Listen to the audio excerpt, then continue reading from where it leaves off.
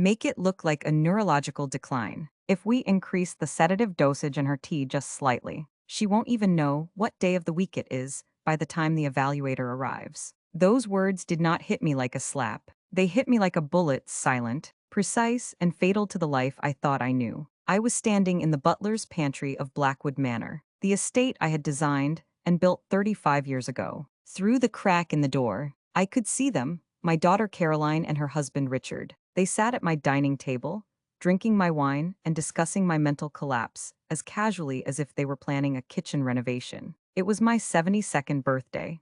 The candles on the cake had only just stopped smoking. Outside, guests wandered across the terrace, overlooking the Pacific Ocean. They thought I had gone to fetch napkins. They thought I was frail, half-deaf, and harmless. They were wrong. The conservatorship paperwork is ready, Richard said, scrolling through his tablet. Once the doctor signs off on her confusion and inability to manage assets, we get power of attorney. We can liquidate the estate within 60 days. The developer from Seattle is offering $4 million just for the land. It's a shame about the house. Caroline sighed. Mom really loved this place, but she's practically a ghost in it already. Assisted living will be safer for her. Safer? Stripping me of my dignity, freedom, and legacy, they called that care. I didn't storm into the room. I didn't scream. I was Ara Vance, one of the first female structural engineers in the Pacific Northwest. I had built bridges that survived earthquakes. I responded with calculation. I stepped into the hallway, making my footsteps deliberately loud. Here we are, I announced with an icy smile. I couldn't find the linen napkins, so paper will have to do. Caroline jumped slightly. Richard quickly shut his tablet. Mom, you startled us. I was just thinking about the future, I said calmly, about how quickly things change. Richard laughed nervously. The future is bright. We're here to take care of you. I know, I replied. I know exactly what you're doing. For a moment, both of them froze. Then I smiled warmly, like a sweet old woman, and the tension disappeared.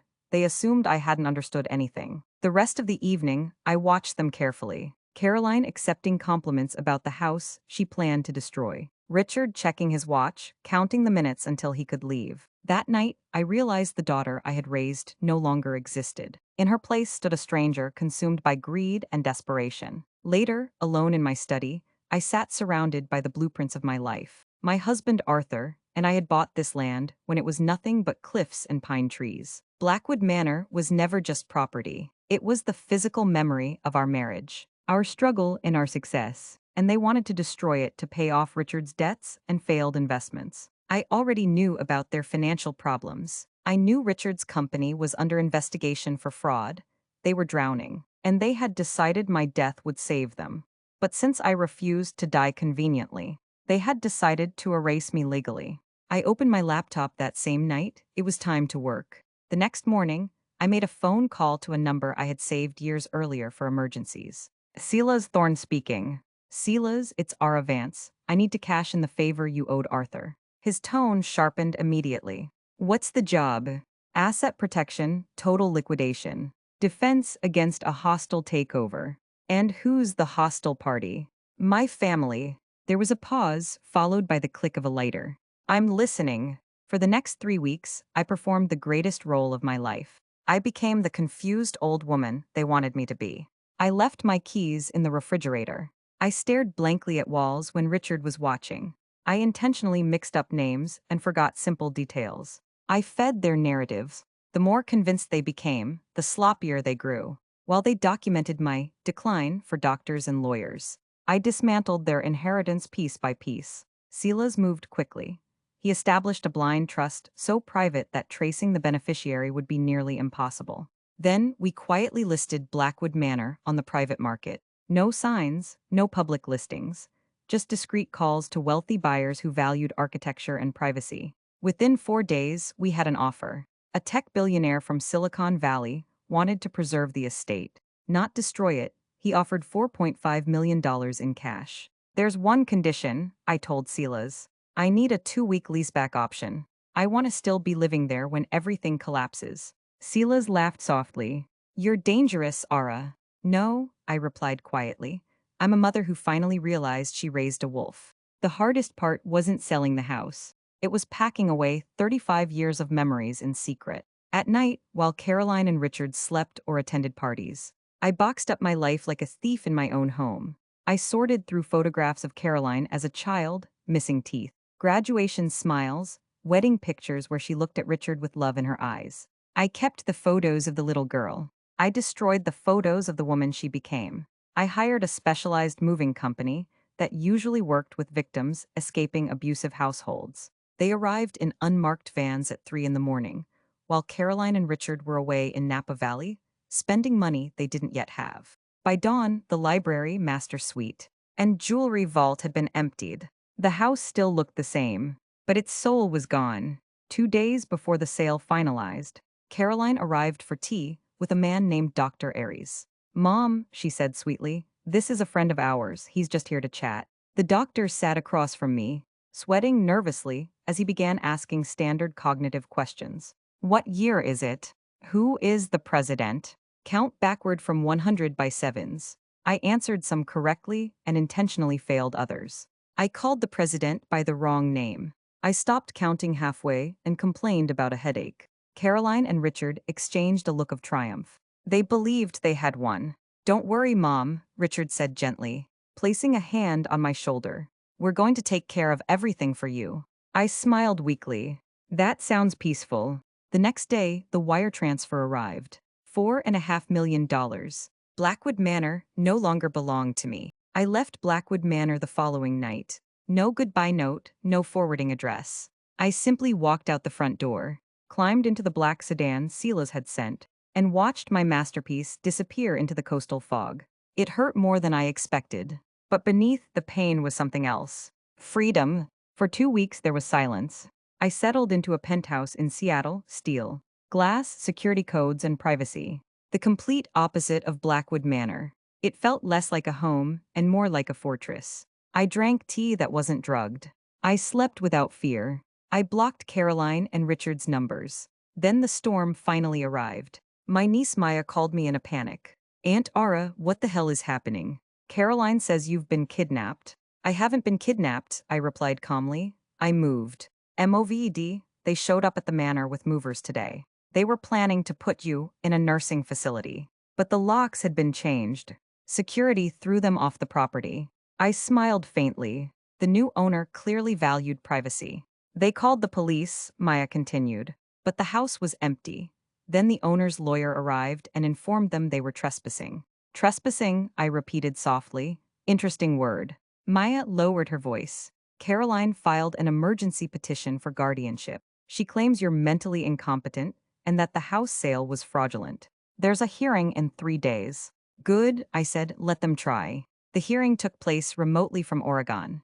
I sat inside Silas's conference room, wearing a sharp navy blazer. My silver hair perfectly styled. I looked nothing like the confused old woman Caroline had described. On the courtroom screen, Caroline sat crying dramatically, while Richard looked furious beside her.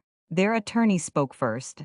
"Your Honor, Mrs. Ara Vance is suffering from severe cognitive decline. We have medical testimony confirming confusion and inability to manage her affairs. She has been manipulated into selling her estate and relocated to an unknown location." Judge Holloway turned toward the screen. "Mrs. Vance, can you hear me?" "Perfectly," I answered, "and I assure you, Your Honor, the only thing impairing my judgment was realizing my family intended to destroy my life." Caroline immediately burst into tears. "She's confused. She doesn't understand what's happening." I leaned closer to the camera. "No, Caroline, for the first time in years, I understand everything." Silas calmly submitted the neurological evaluation we had arranged at the University of Washington Medical Center. The report concluded that my cognitive performance ranked in the 99th percentile for my age. Sharp, competent, fully independent. The judge slowly reviewed the file. "This evaluation is extremely thorough," she said. Then I spoke again. "I didn't sell my home because I was confused. I sold it because my daughter and son-in-law planned to chemically sedate me and strip me of my rights." The courtroom exploded in protest. "Objection," their lawyer shouted. Silas pressed a button on his laptop, and then the recording played. Richard's voice filled the courtroom speakers. "If we increase the sedative dosage, she won't even know what day it is." Then Caroline's voice. "Assisted living is cheaper. We can use the difference to pay off the loans." Then Richard again. The old hag is just an obstacle. A silence. Absolute silence. Caroline's face drained of color. Richard looked physically sick. That recording is fake, he stammered desperately. AI generated. I have the metadata, Silas replied coldly. Timestamps, security server logs, full authentication. Judge Holloway stared at them with open disgust. Mrs. Vance, the judge asked carefully, did you fear for your safety? Yes, I answered. I realized my continued existence had become inconvenient to their financial ambitions. The judge nodded slowly. Their attorney tried one final argument. Even if Mrs. Vance is competent, she abandoned her family. I interrupted him immediately. I built that house with my own money. Every beam, every nail. I paid for Caroline's education, her failed gallery, and Richard's bankruptcies. I have supported them financially for 40 years. I looked directly at Caroline. The bank is closed. Judge Holloway slammed her gavel. The petition for guardianship is denied with prejudice. Then she added something even sweeter. I am also referring this matter to the district attorney for investigation into possible elder abuse, fraud, and conspiracy. The hearing ended seconds later. The screen went black. I finally exhaled. Silas leaned back in his chair and grinned. That, he said, was biblical. The fallout came quickly. Investigators uncovered financial fraud inside Richard's company, a collapsing Ponzi scheme hidden beneath fake investments and fabricated reports. Creditors descended immediately. Caroline and Richard lost everything: the house, the cars, their social status. Police also discovered traces of sedatives in the tea bags I had preserved and handed over as evidence. Facing criminal charges, Caroline turned against Richard. Their marriage collapsed into screaming accusations and public humiliation. People later asked me whether I enjoyed watching them fall apart. No, but I didn't mourn them either. Consequences are often the only language spoiled adults understand. 6 months later, I sat on the balcony of my Seattle penthouse, overlooking the city lights. Maya sat across from me, recording notes for the book she planned to write about the case. The architect of her own rescue, she wanted to call it. Do you miss the manor? She asked. I thought about the cliffs, the pine trees, the sound of the Pacific crashing below the windows. I miss the memories, I admitted. But a house is only a container for a life. It isn't the life itself. Maya looked at me carefully. Then, what's your legacy? I smiled. My autonomy. At 72 years old, I had started over. I was taking French lessons, consulting on a bridge project in Vietnam, planning trips Arthur, and I never had time to take. For years, I believed sacrifice was love. Women are taught to give away pieces of themselves to husbands, children, homes, until nothing remains. We call it devotion. Sometimes it's slow suicide. I stood and walked toward the glass railing overlooking Seattle. I refuse to become a shell, I said quietly. I'm a structural engineer, and when a foundation becomes rotten, you don't patch it forever. I looked out at the dark water beyond the city lights. You demolish it. Then I smiled. And you build something stronger.